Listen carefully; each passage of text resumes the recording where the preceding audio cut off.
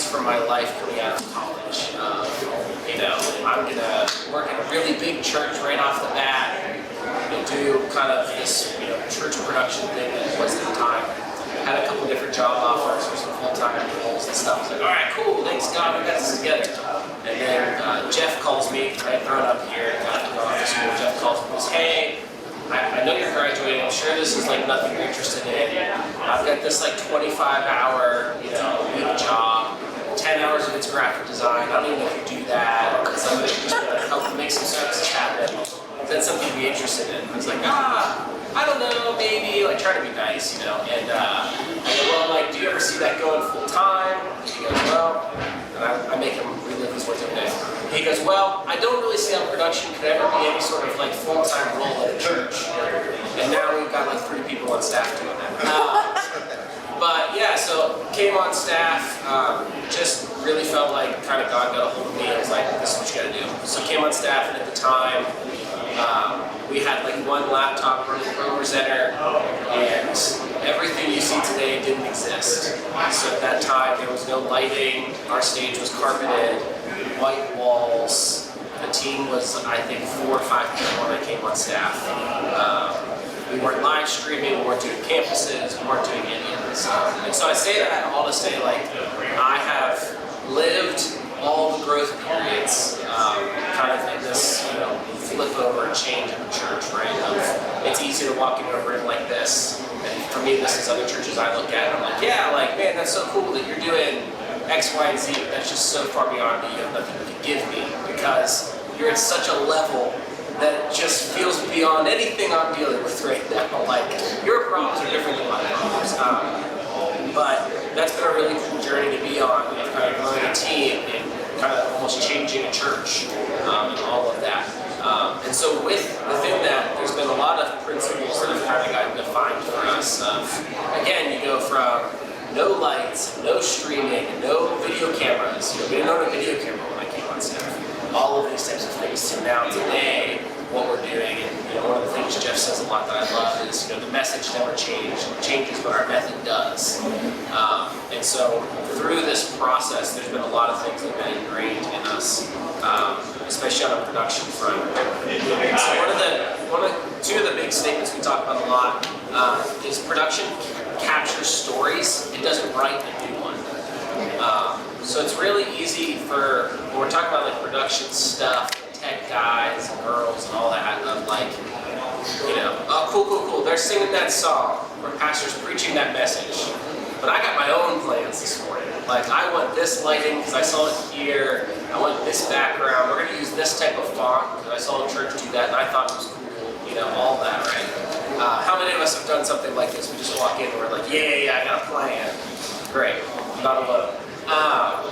And really trying to understand that idea of like, production is, at its core, is probably actually, I would argue, one of the most servant-hearted teams that it's going to be a part of your church. Because it's basically, how do I stay invisible? How do I do my job so well that nobody even knows it, because I'm serving these moments so well that they're integrated. One of the other things I talk about is the idea of, I like to think about it, like when people walk into church, it's like a big floodlight, right? So if you know a floodlight, it's meant to floodlight across a huge big space.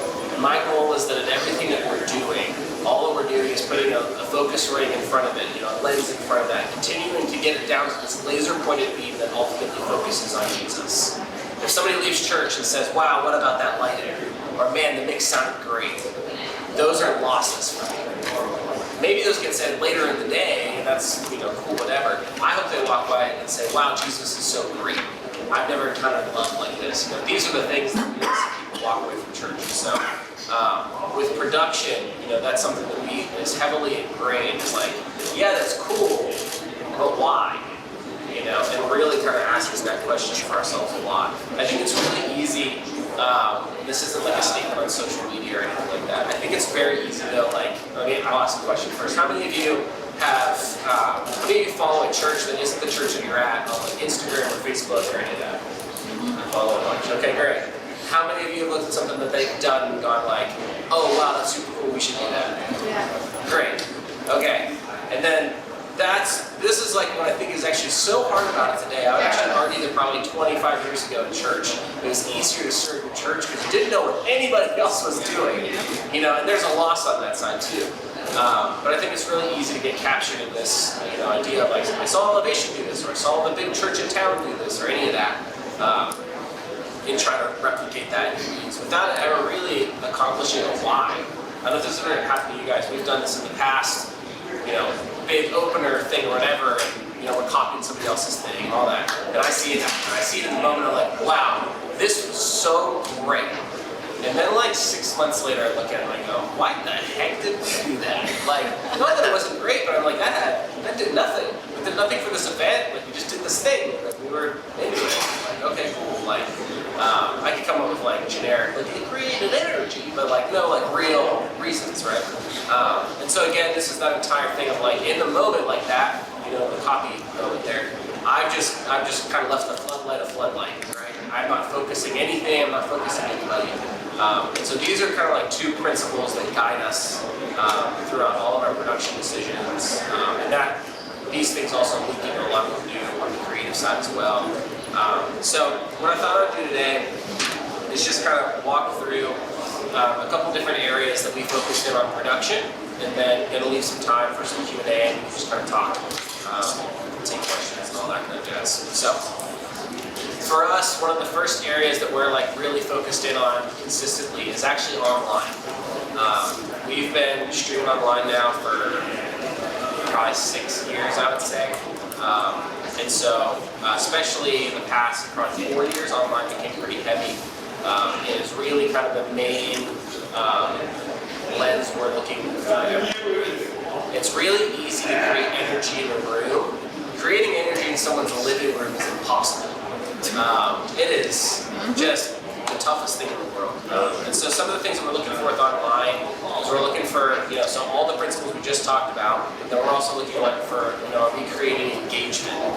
So in a room we get engagement from head nods and, people laughing, all these types of things. Online we don't get any of that. So how are we fostering engagement? Online, one of the big things that we've really kind of pushed is less is more. So really making sure that whatever we're saying, whatever we're doing, we want to make sure that it's quality. So even if this means we take, it should have been a 5-minute moment, turn this into a 2.5-minute moment. We'd rather take quality 2.5 than 5 minutes of filler. So that's that piece. And then the other thing is like putting you in the room. So this is kind of like the big phrase that we'll ask a lot is from video, from audio, from what's going on in the chat, any of that kind of stuff. What's going to put you in the room? What's going to make you feel like you're in the room? So this is lots of audience mics. This is camera angles. So we have a jib that we use it very sparingly because nobody's watching church from the ceiling when they show up to church. So why should we show them? So we'll use that sparingly, and it's usually used to kind of like tell the story of capturing a moment of energy in the room, but it's a shot that we kind of try to stay away from. When a lot of other people are looking like, you got a jib, you should be on that every 2 seconds. So again, that whole less is more how I tell the story kind of thing. Online too kind of gets filtered with what we're doing with lighting, what we're doing with audio. That's usually kind of the driving point. There's a lot of things that you can kind of flub over, whereas with online, it really just magnifies any issue that you have. So I don't know how many of you went through this in the whole, going into COVID and going online, and all of a sudden you're starting to hear and see things you never heard and saw before. You're like, what the heck? Why does it sound like this? It's like, well, it's always sounded like this. You just didn't know. So then past that, our second tier is audio. Audio is always our first priority. This is our first goal. Everybody knows when something sounds bad. Like, this is, when you're talking about film and video and all of this, the first thing they'll say is, good audio makes good video. If you have crappy video and good audio, it'll kind of pass. If you have crappy video and crappy audio and good video, your video sucks, kind of thing. So we are always looking at that of how do we make sure that our mixes, again, aren't distracting, but they're creating energy. The 3 words we're using for our mixes with our team is punchy, wide, and smooth. These are our goals. Now I say all of that to say, I use the word goals a lot because we don't always hit our goals. There's times where gear fails us. There's times where people, ourselves, skill fails us. And there's times where people on stage fail us. We're not, it's with audio, we like to conjure the image of like, well, you have a soundboard and everything's coming into the soundboard. So you are the all-controlling mega architect of everything. It's like, actually, you're just more a manager of what you've been given. You're a steward at the end of the day. And so being comfortable with that is something that we really preach to our techs of, 19 plugins are not going to solve the crappy acoustic guitar on stage. It's just a crappy acoustic guitar. So that is what it is. So yeah, that's audio for us. Audio gear has always been about I/O for us. So this is like inputs, outputs, what can we process. So about 3 years ago, or 4 years ago, we moved, we were in some of the Avid stuff, we moved into Digico for all of our setup. And when we did that, it was pretty much purely about how does everything talk to each other, and how much can everything talk to each other. Those were kind of the big primary questions we asked before we even landed on manufacture. And that's kind of the big thing for us coming across the board with that in video has always been just purely can we get everything we need to get to the place that we want to get it. Because that will make a huge difference. There's a lot of churches that I'll see where like they didn't really care so much about the I/O, so now it's, oh, well, our keys aren't in stereo, and yeah, our tracks, we have to sum everything down. It's just click on one side and loops on the other. And not because that's all you can do at the moment, that's just all your console can handle. So you end up kind of shortchanging yourself on a lot of things that would just naturally sound better if you could just handle getting it into the console. So that's audio for us. Lighting, we try to be really, the best word I usually use is delicate.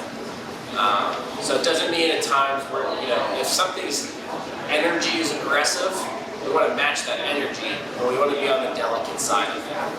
So you won't see a lot of, strobing or pyro or any, crazy kind of things like that. We generally try to, if we're going to be, if aggressive is here, we're going to try to sit back with our lighting. Lighting is like, in my opinion, the first thing that can become distracting. So lighting follows the same concept of like less is more. There's times where it's just like, man, just let it, just do nothing kind of deal, because nothing right now is helping us. It's probably just making people go, oh wow, a light show. So again, just being really conscious of that. We also, I say this all the time just because as a church, we were not good at this for the first probably 5 years I was on staff. Lighting is the easiest thing to be really irresponsible on, like the safety front. So I will be honest, there were lights that were definitely zip tied in our ceilings years ago. Not anymore. There were things that were done in a very sketchy, haphazardous way. Done with the like, well, I'm a church and I don't have money and I'm just making it happen. And there is definitely a time and place for that. You gotta do that. But I would say, with that can-do attitude, which I actually think is really important, just be asking yourself, am I going to kill somebody? I think that's kind of where you want to filter that through. There are certain things that you're going to do that are like you just have no money, and it's just kind of what you got to do. And now you're falling into, well, is it reliable? Different things like that. I think you got to weigh that out through, your team. But the big thing I just say is like, if you're hanging something above somebody's head when it comes to lighting, just make sure you were smart about it. And if you don't know what you're doing, we never had anything fall, thank God, but that was truly a miracle. Yeah. And then video, and our phrase with this is tell the story. We're saying that all the time. We are not just doing a broadcast, we are genuinely trying to tell the story of what God's doing in the room, put you in the room. We are storytellers, we're not just broadcast technicians. We push that really big with that. Good video starts with good camera ops. So on a training front, we are constantly pouring into camera ops, sending them videos of things, doing training nights, anything that we can possibly do to make them better is going to make your video look better. So the big kind of overarching systematic thing for us is just we're a heavily processed team when it comes to production. So anything that we're doing, weekly or even events, there's a document, there's a Google Doc, there's a checklist. Did we do all of these things? Did it all happen? Updated patch lists, stage plots, all of that. That has become really key. So I don't know how many of you are in this situation.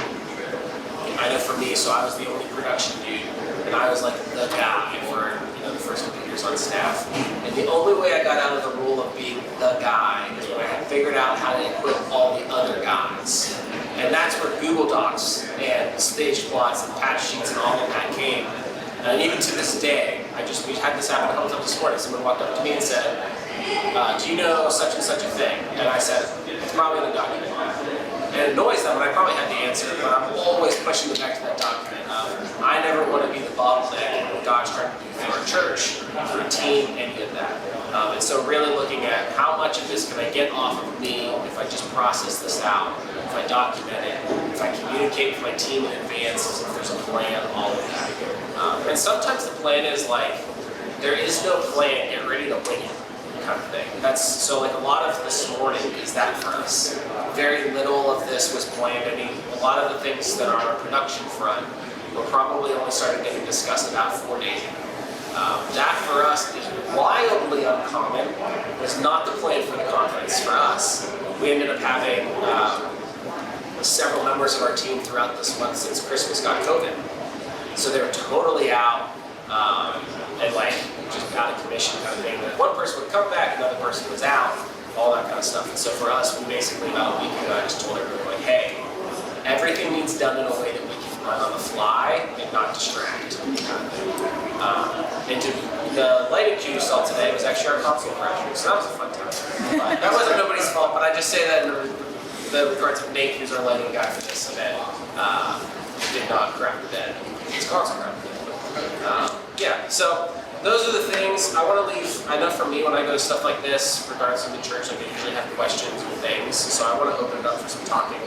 And use some questions on stuff that you've seen or online or whatever. It could be anything you want to talk about, what we're using, the gear, all that jazz. So, I'll open it up. Alright guys, quick question then. Yeah. So, church planted just started in September, still getting things up and running. Yeah. What are some good resources to basically learn and send, like you watch anything on YouTube or like training up and learning? Where are some places that you go to learn? Yeah, so first off I'll say, so here's like the free option. Yeah. The free option is there's a lot of really great stuff out there on YouTube already. Usually if I'm looking for something on YouTube, I'm usually just trying to figure out who the heck is this person talking and are they credible? Mm-hmm. So when I'm trying to learn something on YouTube, these are the things I'm asking. Where are you at? Oh, you're Church of the Highlands. Okay, great, I'll watch. Like, you're doing something good and you're at a church that's doing stuff well, okay, great, I'll watch it. If it's, Drummer Boy 72 on YouTube, you don't know where he's at, I'm like, okay, like maybe you know what you're talking about, but I just don't know who you are, so I'm not going to trust you. So I think that's kind of phase one. Phase two is, I'm sure most people know about this, but MXU is great. We pay for that for our teams. We push that really hard. That's actually, so each area of our teams has a coordinator. So we have one guy who's over top of audio. His job is not to be the expert in audio. He's not the expert in audio. His job is to make sure the team is constantly getting equipped and that there's relational connection and they're not just kind of a pawn on the chessboard walking in and out. So every week he's sending an email out, hey, here's some upcoming events, blah, blah, blah, but then his big thing is, watch this video this week. If you can just watch one video this week, and we can continue to kind of drip coffee our way through this. At the end of the year, you'll watch 52 videos, that'd be so great. So yeah, MXU is really great with that. They're definitely doing a good job with that platform, equipping you to also be able to see what your team's watching, which is great. You can call them out and like, yeah, I watched it. It's like, oh, interesting. I looked, and it said, you haven't been on here in 6 months. Yeah. So that's really good. There's MXU. Yeah. There's a podcast, they're great, they're church guys. So there's another site, it's mainly ran by the guys who do stuff at Bethel called Production Online. We've also used that for some stuff. MXU's probably got a little bit more just width and girth to it. So yeah. But that's been really great. And I think getting people to buy in, I mean, that'd be the thing. No matter how 3 or 5. Just making sure that you're breathing vision. The production team's really easy to become a technician. And so really making sure that they're feeling part of the vision and they're going into the actual life change that's happening. Yeah, I'm going to be attending Bethel Music College online, which is part of William Jessup University in Broward, California. My classes are going to be over the internet on my computer, taught by the artists at Bethel, not only them, Untitled artists, Christian music. So you're actually communicating with them direct. First question, I guess, is what kind of computer would be best in software? And second thing, part of my classroom responsibilities will be to record, make videos, and put them out there. Okay. So what should I get from microphones? I'm taking computer software. I'm lost. I go from website to website. Everything contradicts the last thing, so confused. I don't know what to buy. Yeah. Man, I think probably if I were you, so there's lots of opinions because there are some wrong answers, but there's a lot of right answers in this one. So for me, I'm looking at trying to get something back because even if you're just rocking iMovie, it's like pretty solid to like make something happen in it.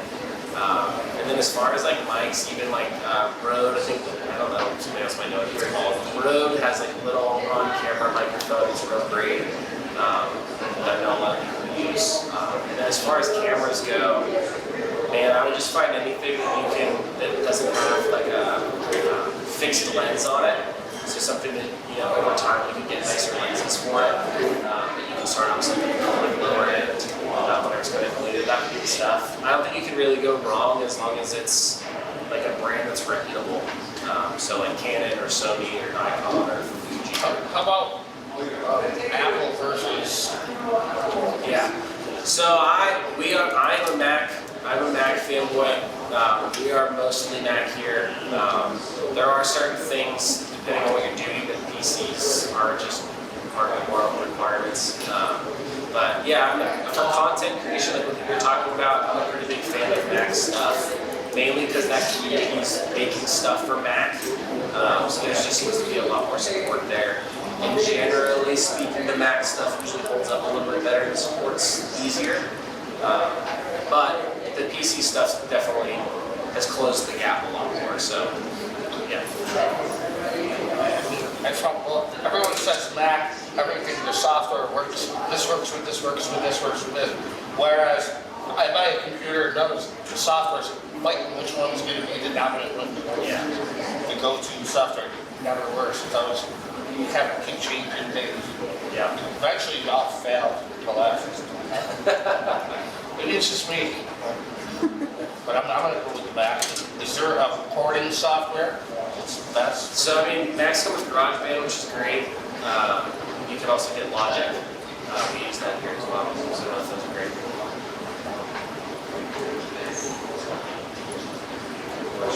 Yeah. Do you have team meetings? And if so, how often? What do you do in those meetings? Yeah. Team meeting. Yeah, so we generally try to make monthly team meetings happen. So I'll say the cursive phrase, pre-COVID, we were doing very good at this. So we were probably a year straight of monthly team meetings. We have started those back up.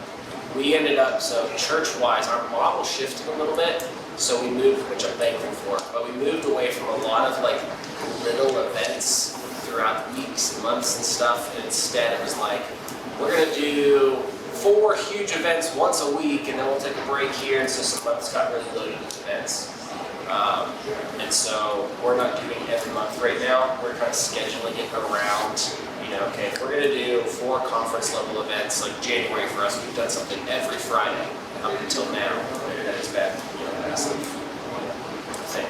So for us in January, we're not doing a team meeting because that's just like a whole, it just feels like an ask. It doesn't feel like a win for anybody. But when we do team meets, the big goal first is just like relationship.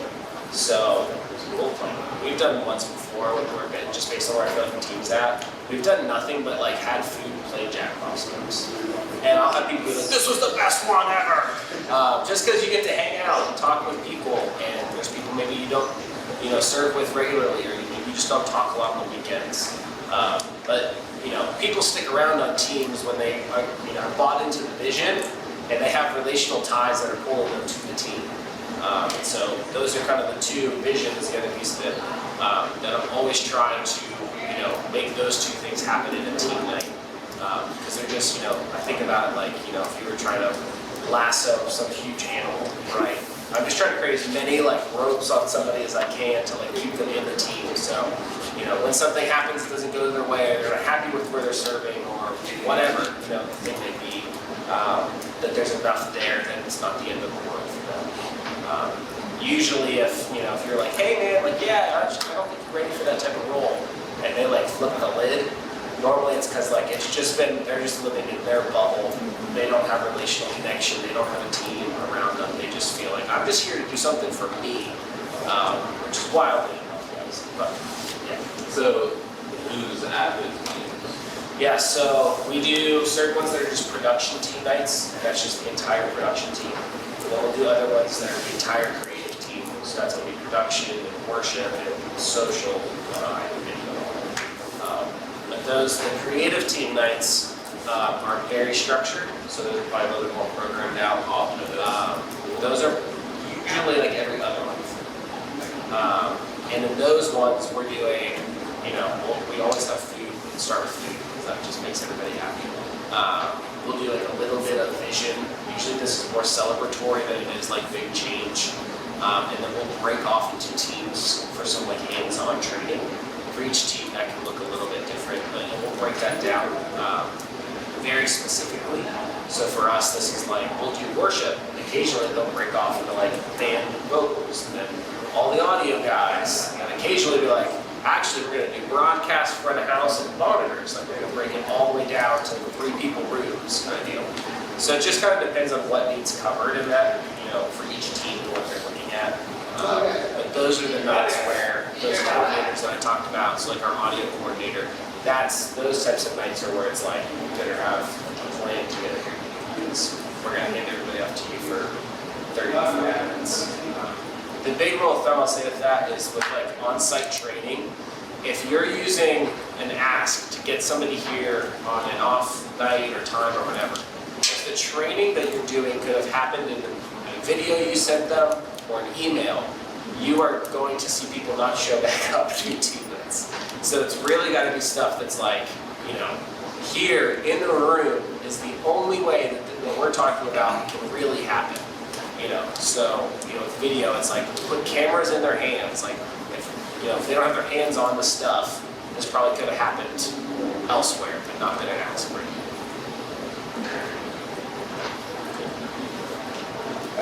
So when it comes down to creating a video where, let's just say, you're editing a video, either way, on the production side of things, I'm sure most of us would understand how mad expensive the gadgets would be when it's on the budgets. When churches are trying to afford things when they're starting up, and especially when you have a visual imagery in your mind that that you want to produce, but just get it out there because you don't have the money. So I know that there's some websites that are sponsored a lot through social medias like Breakout and a couple of the other websites. I can't remember, but is there specific ones that you would recommend to say that, hey, this is where I would suggest to utilize some footage that can put them together for one video for, say, like bumper video, or again, storytelling purposes, or promoting the church in a sense, like within minutes without hassling it up. So are you asking like stock footage or like complete videos? Like how to find the materials to put video together. So I guess stock footage videos could be one of them that we're talking about in a way. Yeah. So I know, I'm going to call Jake up here for a second. So Jake, who's sitting over here, is actually the guy who does all of our videos. So why don't you take that one? The one that we use the most is one called Untitled. It's like an all-you-can-eat. You pay, I don't even remember offhand how much the monthly cost is, but it's got music and footage and templates and like a giant range of things. Their stuff can feel a little bit more on like the corporate side of the aisle, but it's relatively affordable for what you get, and you get everything. There's no like, hey, this random asset is, you know, $99 on top of your subscription or something like that. I've heard great things about story blocks. I've heard great things about. There's another one that's like affiliated with Artlist. But different bits of stock footage. They're called light stock, so it's like that's like a Christian specific stock footage one. What is it? Light stock. Light stock.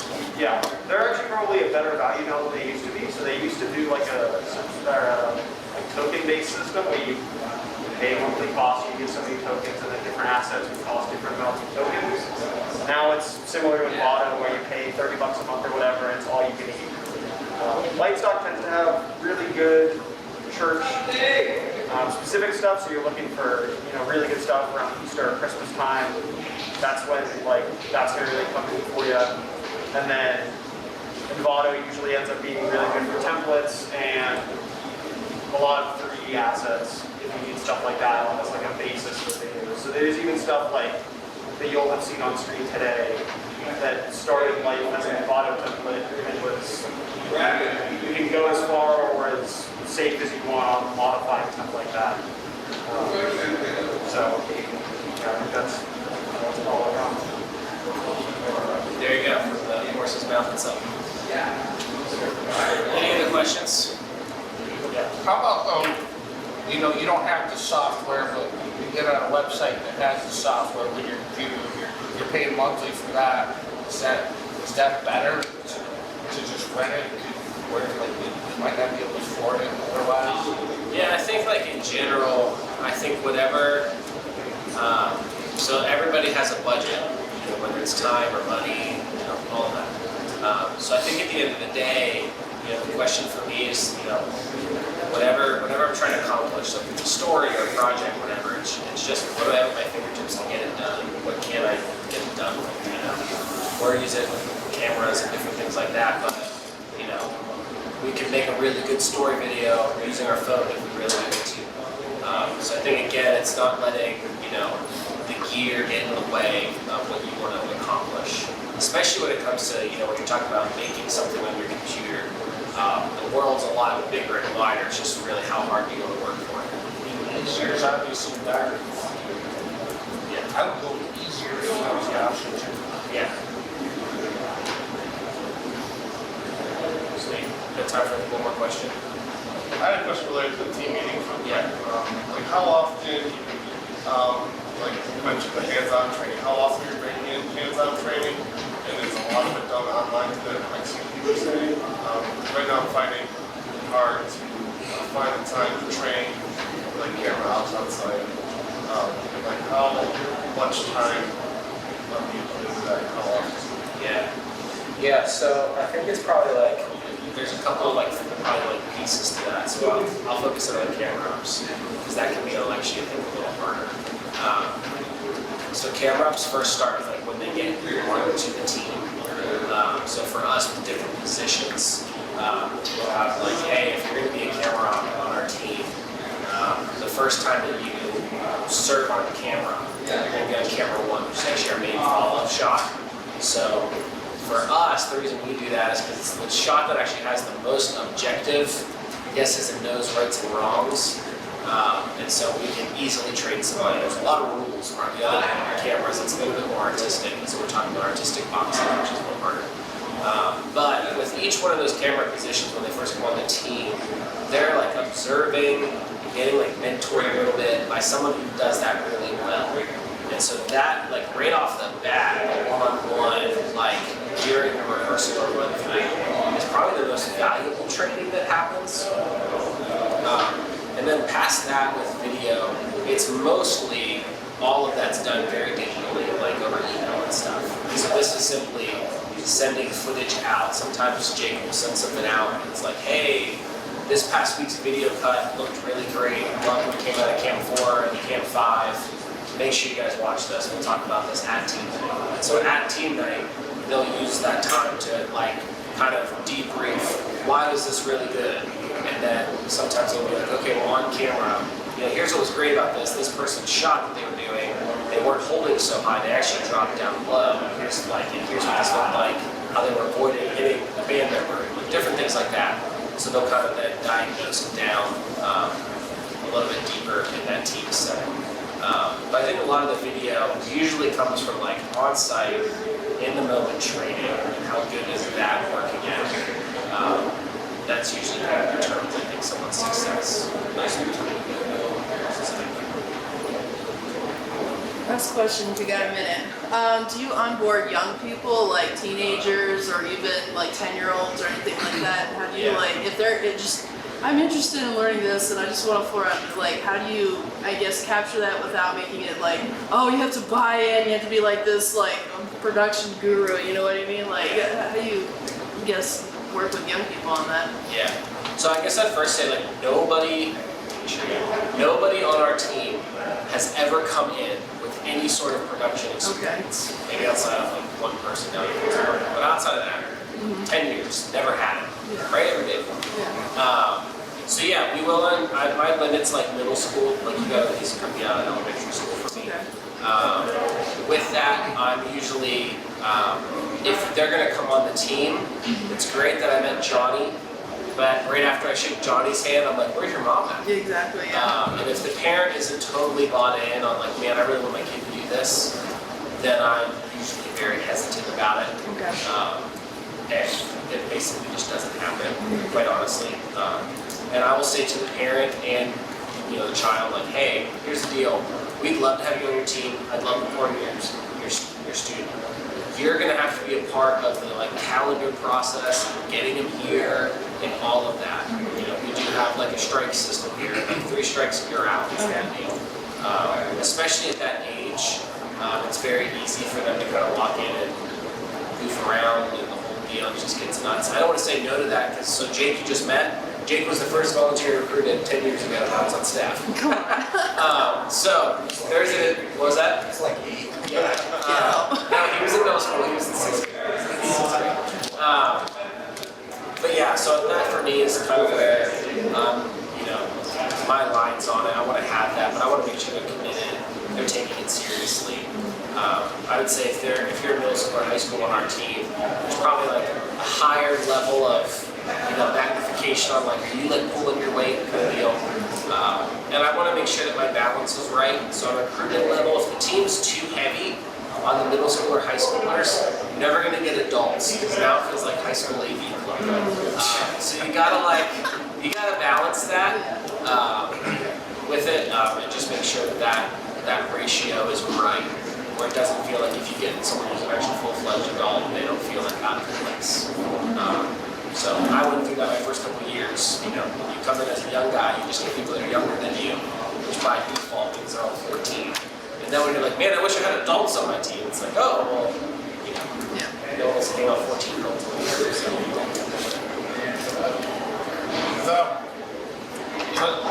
Where are these classes and when? How much do they cost? So, I mean, the MXU stuff is online, and then the team night stuff happens just here in the campus. Is that like, I live 5.5 hours a day, so I have to do that time. Yeah, so the MXU is something that is not tied to us at all. So that's just like a website that you can That's just a website. Okay, I got you.